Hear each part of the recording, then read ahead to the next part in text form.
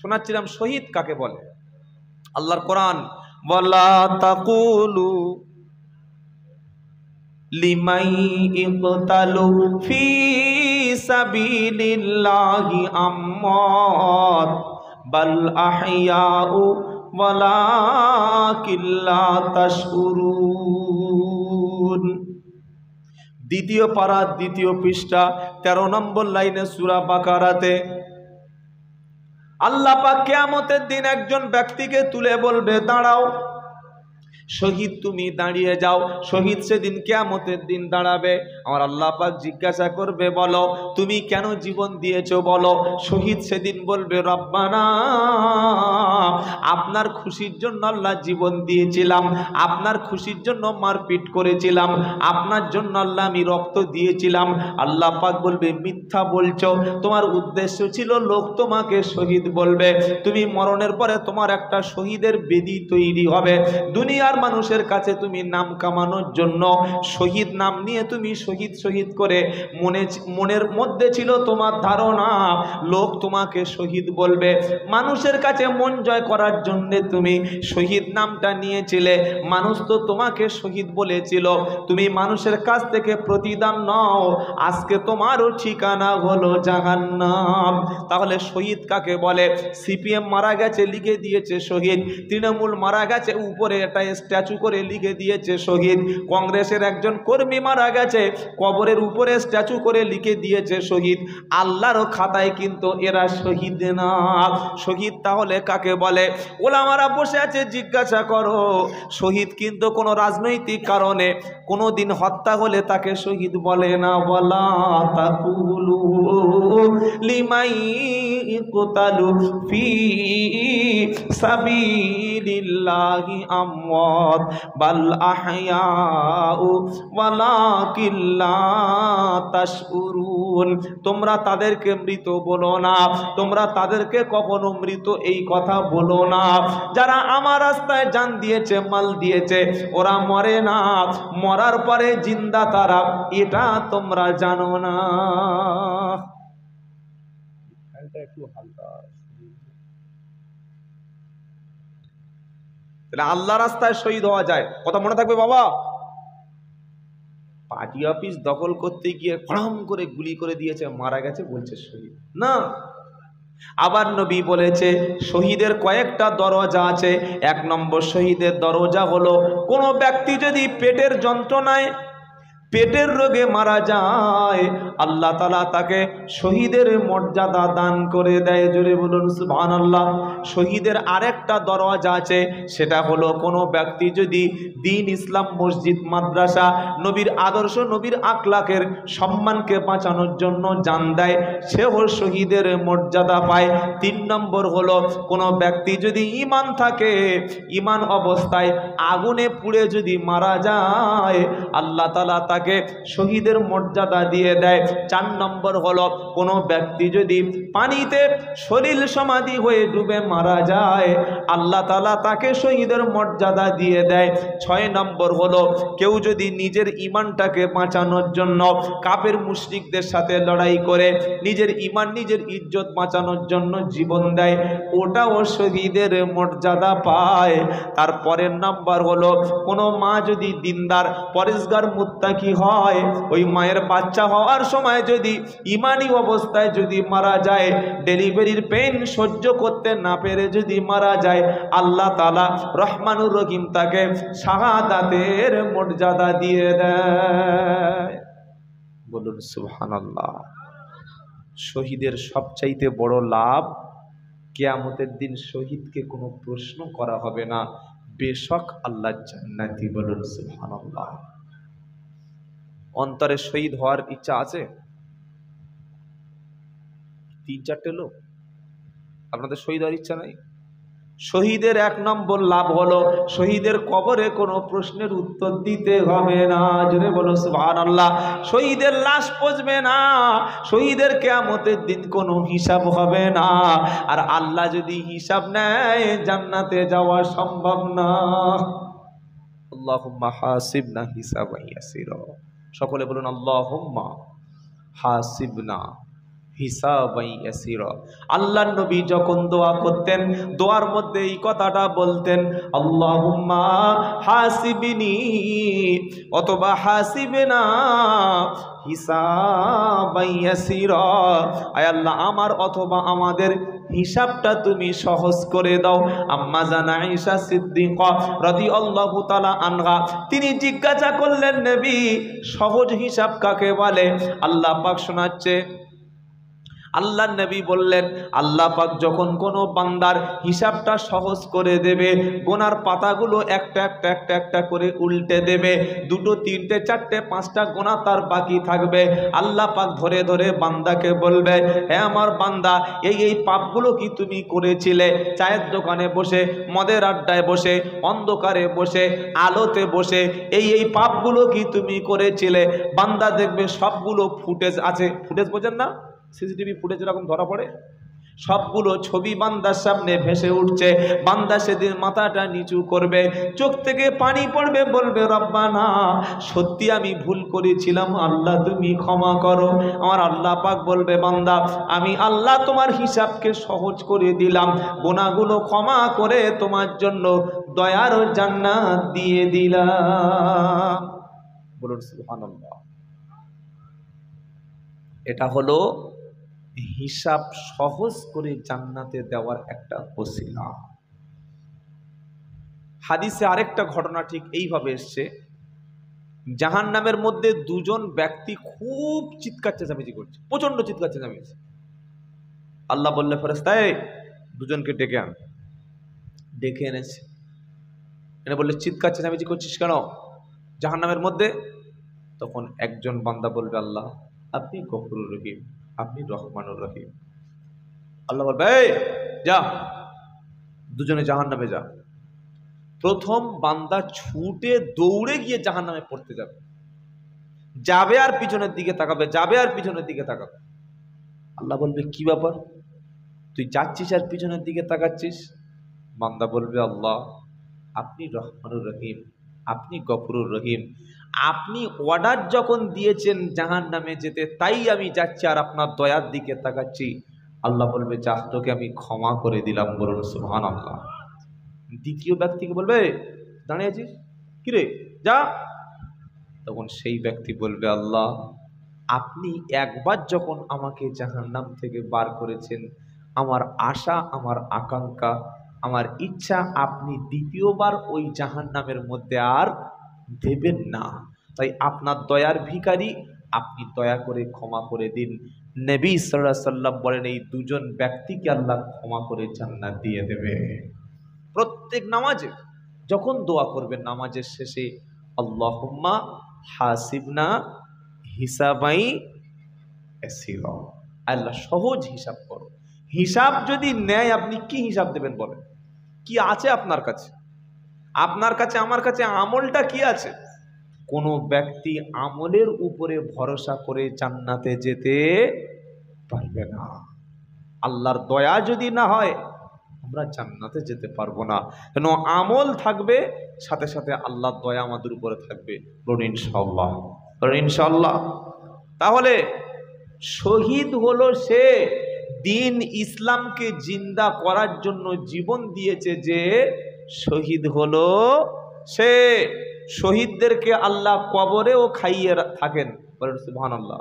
ওয়ালা তাহসাবান্নাল্লাযীনা কুতিলু ফি সাবিলিল্লাহি আমওয়াত বাল আহইয়াউন ইনদা রাব্বিহিম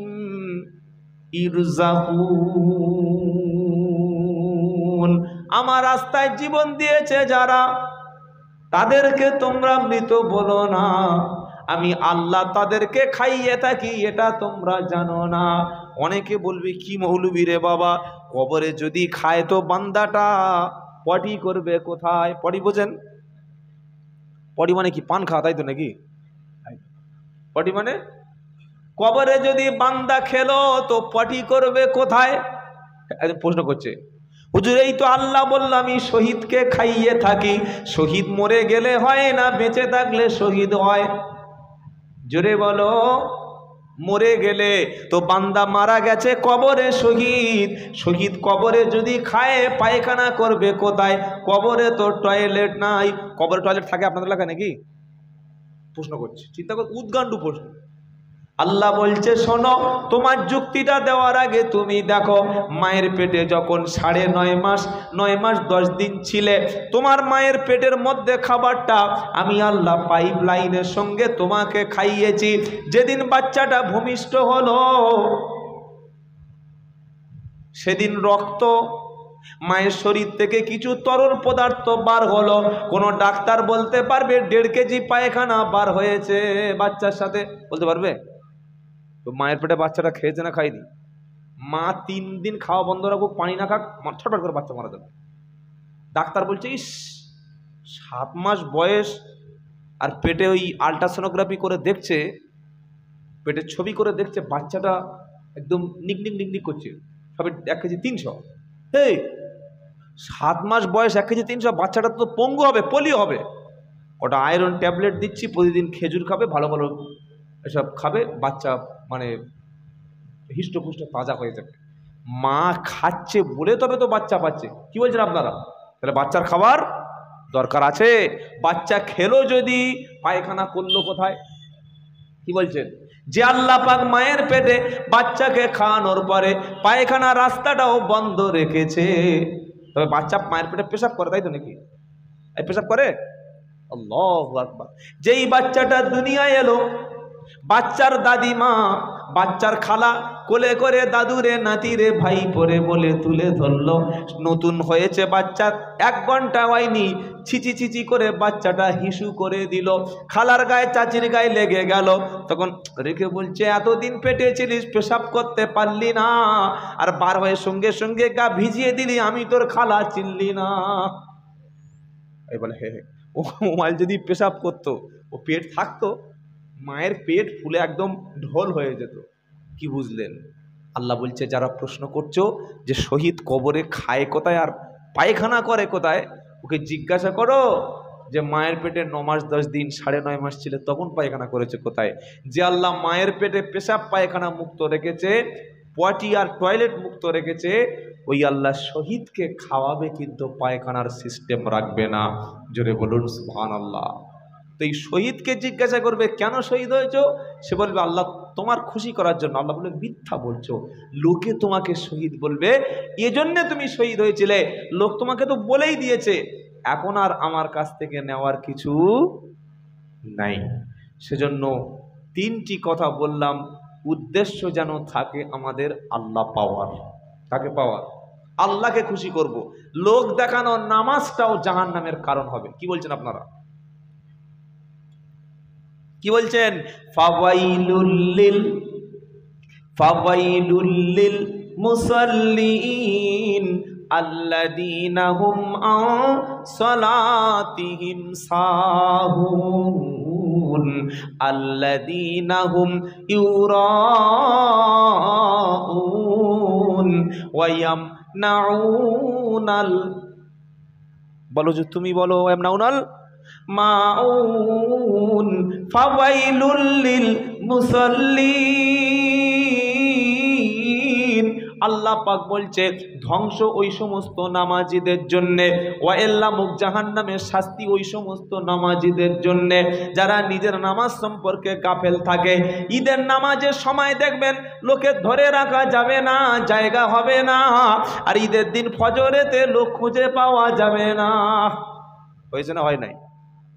ঈদের দিন ফজরে সেই যে কটা লোক ছিল সেই কটা, আর ঈদের দিন একদম লোক পুরো ভরে গেছে। জুমার দিন যখন মসজিদে ভিড় হবে, জুমার নামাজের সময় মসজিদে জায়গা হবে না, আর জুমার নামাজ হয়ে গেলে আসর থেকে 1 সপ্তাহ নামাজ লাগবে না। তাই তো বাবা নাকি? নামাজ লোক দেখানো নামাজ বন্ধ করতে হবে। সমস্ত নামাজ সেজদা হবে কার জন্য?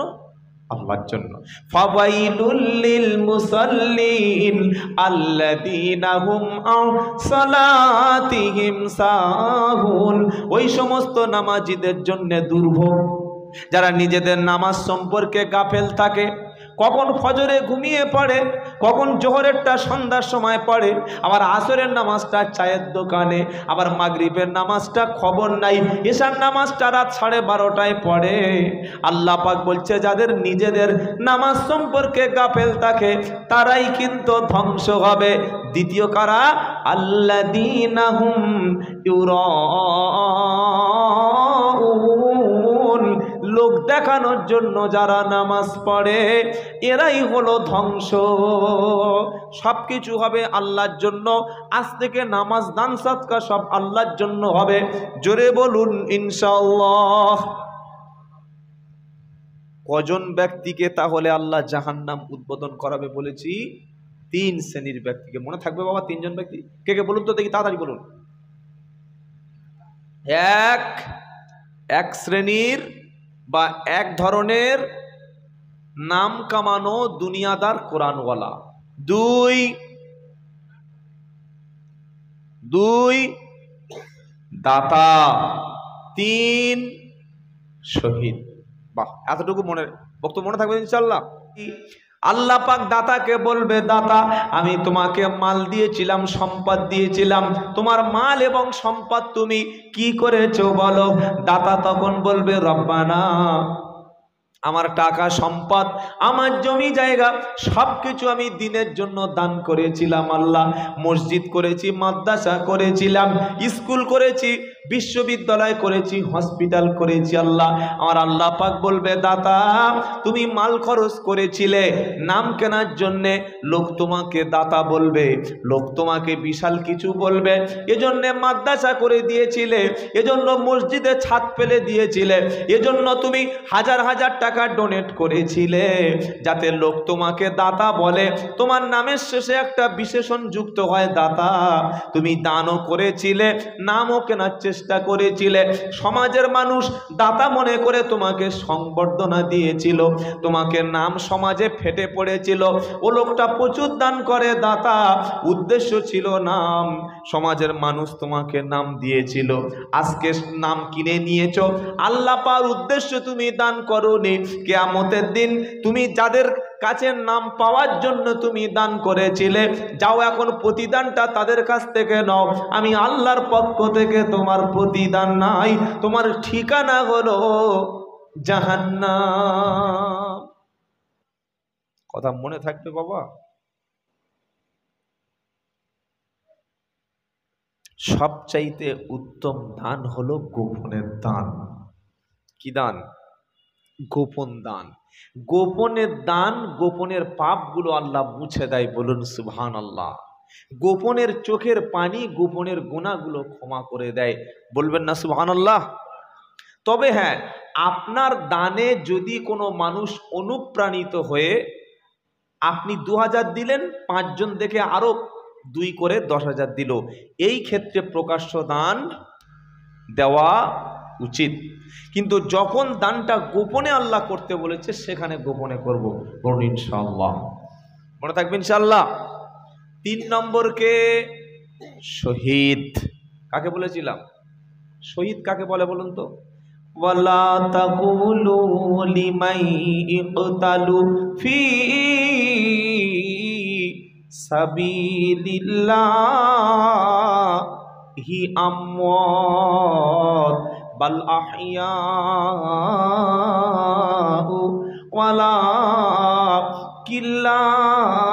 তাশকুরুন।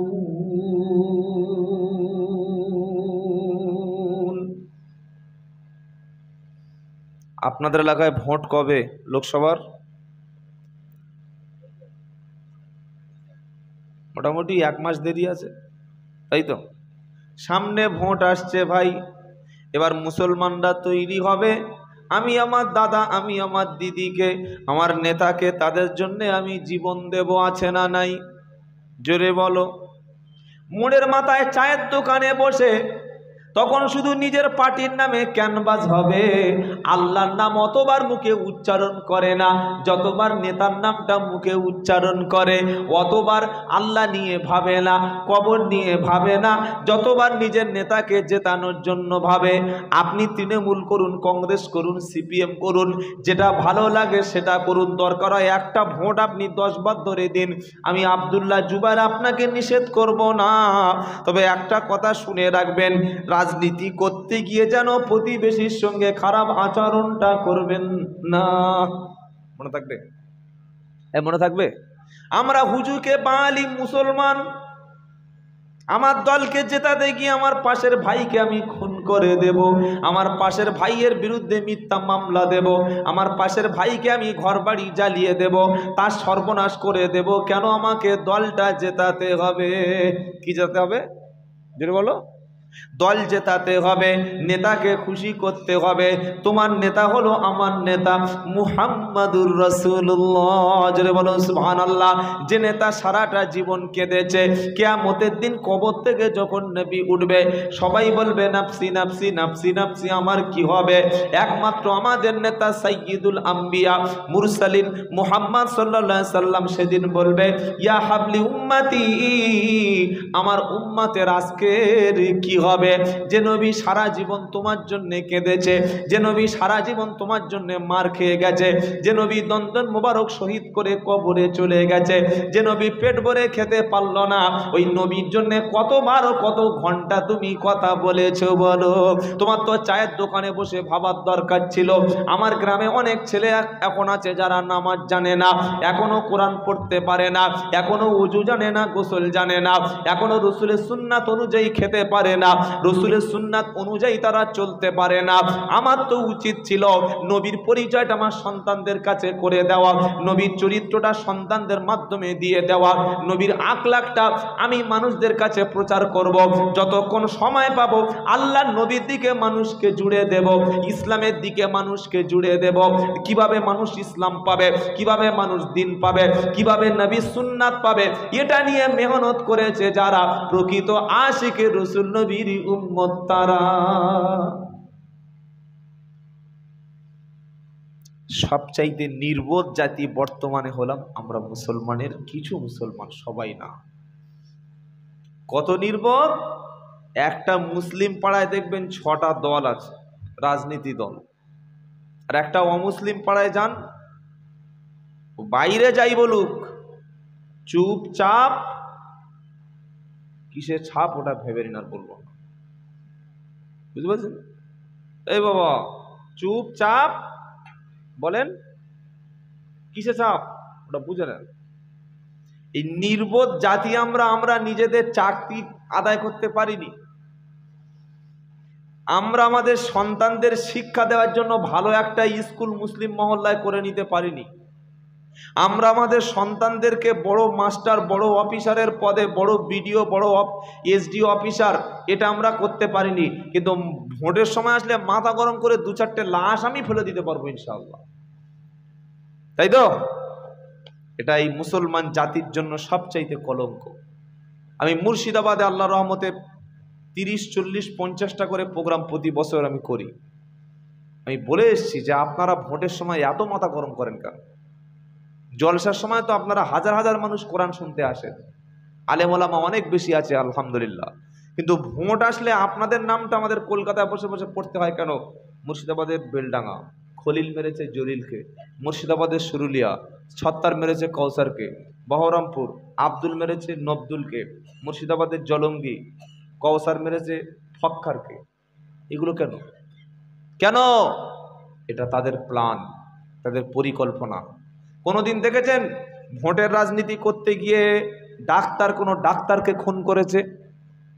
জানা থাকলে বলুন যে হ্যাঁ একটা MBBS ডাক্তার আরেকটা ডাক্তারকে খুন করেছে ভোটের জন্য, বলুন না।